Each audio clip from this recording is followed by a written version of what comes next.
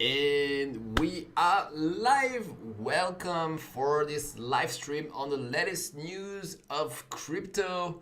I'm Julian, and at Eat the Blocks, I help you to become a blockchain master.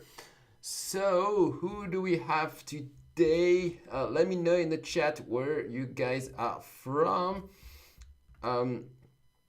So today, we are gonna start first by my free training. So if you are new here and you want to learn how you can make it in the blockchain industry, how you can become a six-figure blockchain developer, register for my free training. I'm going to give you the complete roadmap step by step for complete beginner.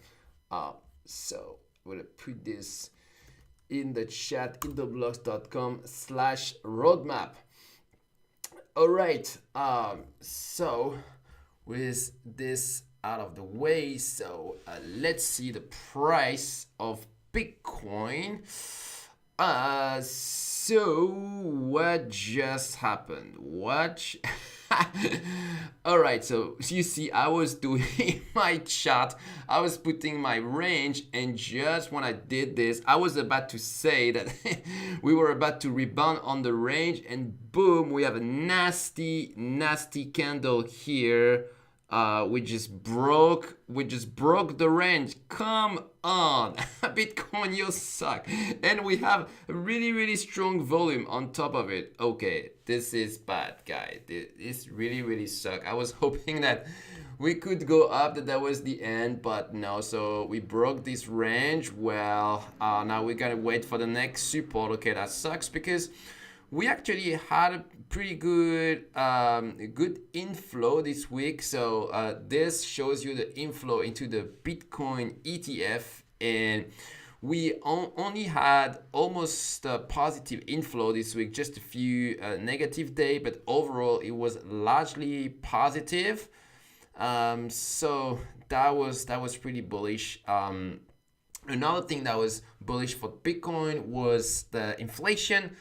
So inflation is persistent, so that would make people put money in Bitcoin. And finally, everybody is anticipating the Bitcoin halving in 8 days now. This is April 17th. So yeah, I don't really buy this crash today. So yeah, I clearly see it as an entry point. So in the run-up of the halving in 8 days, like, we're gonna see some massive green candles. So still a very good entry point here. All right, so next we're gonna talk of Base. So Base, right now, this is the super popular chain for meme coins. Everybody is going there. This is the blockchain of Coinbase, and the total value locked on Base is exploding. So here on DeFi Llama, you can compare the value of Llama versus the value of Base versus other chains. So here you can see it in pink, and so it's growing up really fast. Solana as well, but you can see that Base already caught up with Optimism. It might catch up with Arbitrum even. So very bullish on Base. So if you're a blockchain dev, you're thinking of launching a project, Base is really where it's at. And on Twitter, we had an update from the team of Base. So they've decided to increase the gas target to a higher level. So the gas target, basically, that's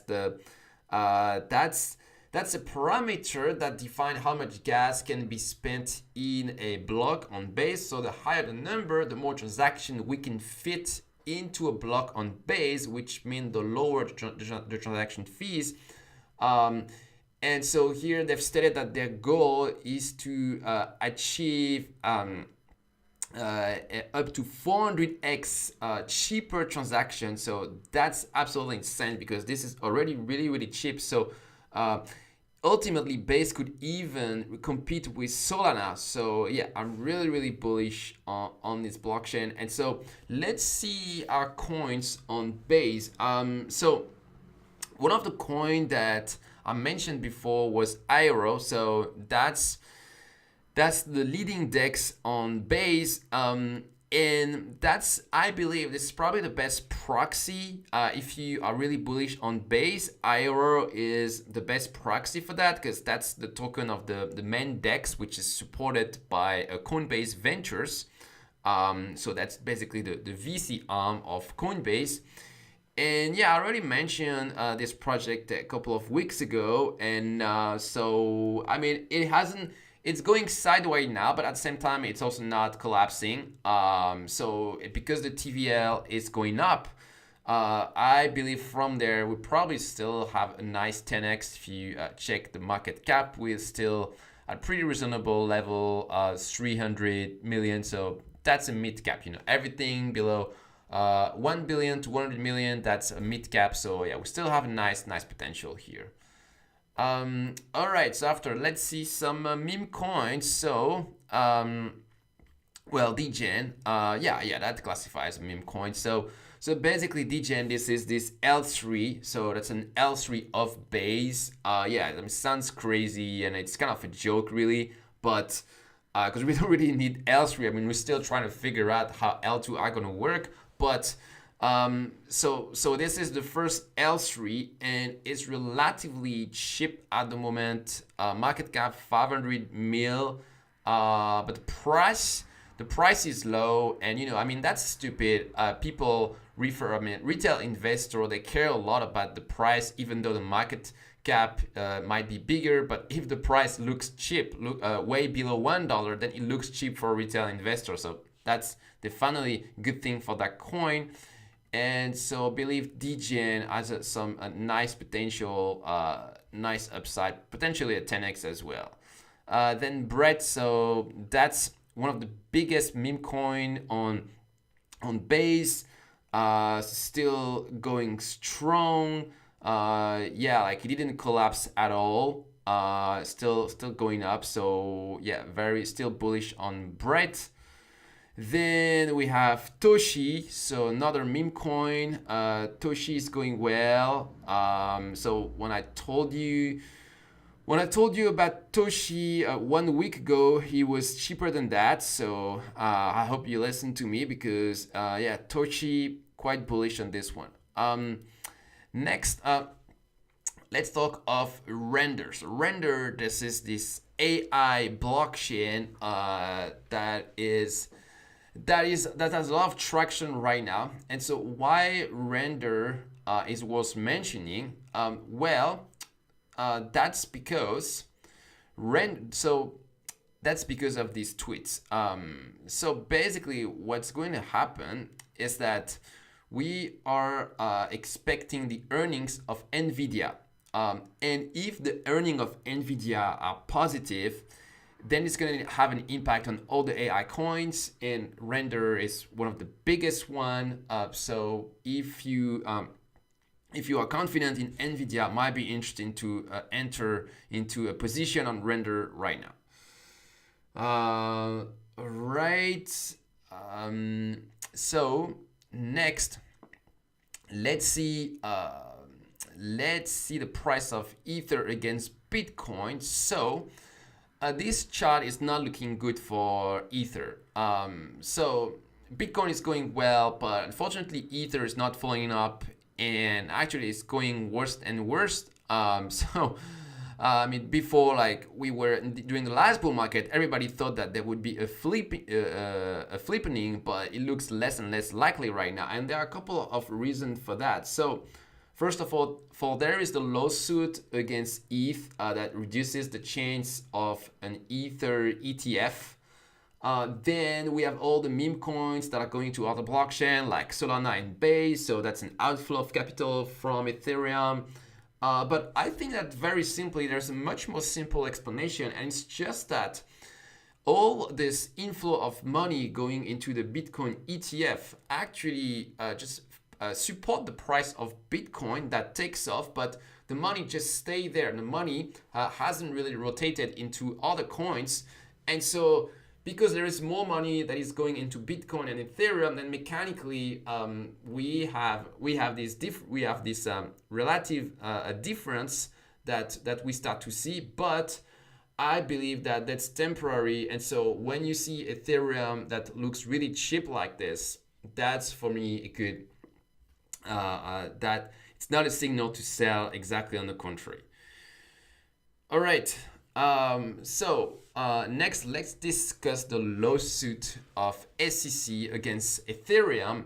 So the SEC, as you know, is trying to sue Ethereum and the Ethereum Foundation especially. So that really surprised everybody because they went after all those projects that were more or less legitimate, but Ethereum, like nobody thought that they would come after Ethereum. So there is two reasons why they might want to try to do this. So first, it's because if they manage to classify Ethereum as a security, basically it's going to force the hand of US spot exchanges to delist the token.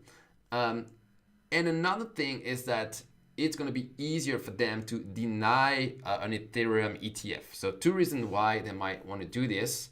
Now, what would happen if they manage to classify, if they win the lawsuit, which I think is highly unlikely. But basically, it would really cause chaos. I mean, I think the industry would recover, but in terms of price action, just when it happened, like it would, that would be at least a few weeks really bad on the market.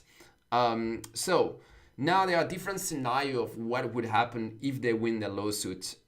So one of the more unlikely response is that Ethereum goes back to proof of work, because that would the whole reason why Ethereum can classify as a security, it's because of the new mechanism proof of stake.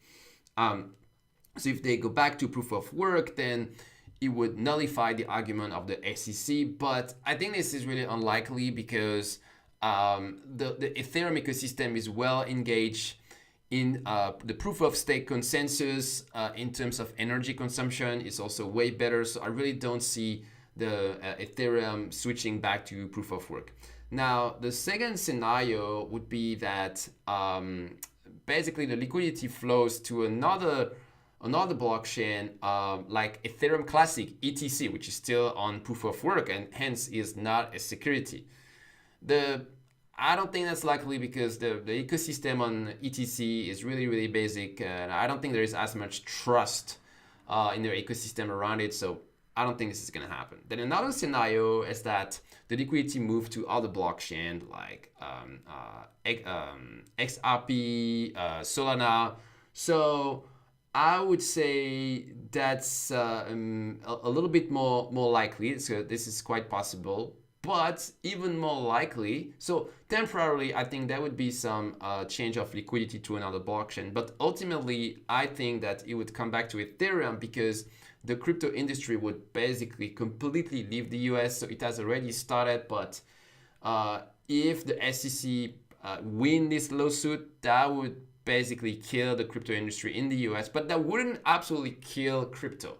So that would just be temporary chaos on the market, but eventually Ethereum would be back on track. So this is what I think are the different scenarios that are possible. All right, so next this week we had some news about this lawsuit against the hacker who hacked Mang Coin. It was last year. It was a giant hack of $100 million. And so the guy was found and he's sued. And so the lawsuit is starting this week, and that this triggered this whole debate on whether or not code is low, because the whole defense of this guy is that, yeah, I mean, maybe that was a hack, but I just used the code of the smart contract. So I mean, this is a very interesting ethical debate, and so depending on what's going to be the judgment, it's going to have a huge impact on the future. The future judgment on whether or not we can sue hackers or not. So to follow. All right. Next, Vitalik published this new article on degen communism. So super interesting. So basically, it's about having the right values in decentralized systems. So it gives a couple of examples. For example, let's say in a crypto project there is a hack. So what we could do in terms of, so what we do now when there is a hack is if there is any sort of refund, the refund is proportional to the size of your wallet. But what we could do is actually give a priority to the small wallet. So we give more to the guys who are smaller, basically. Another interesting idea is, we already talked about this last week, is for meme coin. So meme coin are here to stay, and instead of just debating whether they are morals or not, we could try to inject some morality in them. For example, you could, in a meme coin, you could have a portion that is sent to a charity for each transaction. And so maybe it seems on the surface that it's like a ridiculous thing, but actually there is a real social utility. So another example of degen communism. And then Vitalik gives a couple of other example off-chain this time. So you think that the only tax that we should have, it should be a tax on land value. So it doesn't depend on what you build on the land, but just tax on the land. And he also suggests a harbinger tax on intellectual property. So basically any sort of IP, the owner would have to give the value, its estimate of the value of the IP, and then they will be taxed a percentage of that. So yeah, interesting article, and not too technical, because a lot of time the article of Vitalik are super complex, but this one everybody can understand. All right, so we're gonna do the Q&A, but first, if you are new here and you are thinking of getting into the blockchain industry, check out my free training. I'm gonna tell you exactly step by step what you need to do to become a blockchain developer. So let's see what we have in the chat. So we have THX, always there. Good to see you. We have Zach. How likely do you think this is to happen? I think you were talking of the lawsuit for the SEC against Ethereum. I think that they're gonna drop it because they're gonna have so much political pressure against them. We already see this happening against the Bitcoin ETF. You know, like there was more and more voices against the SEC, and they didn't want the ETF to happen, and in the end it did happen. So I think for Ethereum this is the same thing. There are too many too many people who've built things on Ethereum, including in the establishment. So at this point, really, even the rich and powerful don't have any interest in Ethereum crashing.